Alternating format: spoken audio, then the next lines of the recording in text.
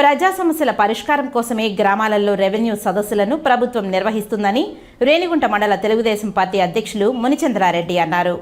రేణిగుంట మండలం గాజుల మండ్యం పంచాయతీలో సోమవారం రెవెన్యూ అధికారులు తెలుగుదేశం పార్టీ నాయకులు కలిసి ప్రజల మధ్య రెవెన్యూ సదస్సులను నిర్వహించారు.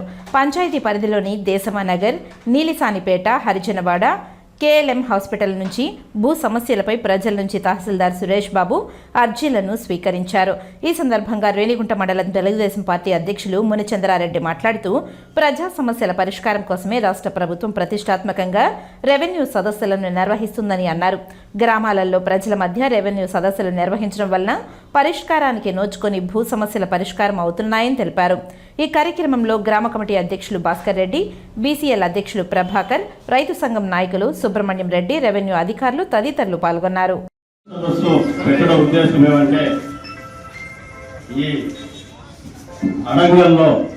వేరే ఒక నెంబర్ ఉంటే వేరే నెంబర్ వేరే వాళ్ళకి ఎక్కించడం, తర్వాత మార్పులు ఇప్పుడు పక్క రైతులది వేరేది పడిపోతూ ఉంటాయి. ఈ నెంబర్స్ అవన్నీ రెక్టిఫై చేసేదానికి రెవెన్యూ సదస్సులు పెట్టారు.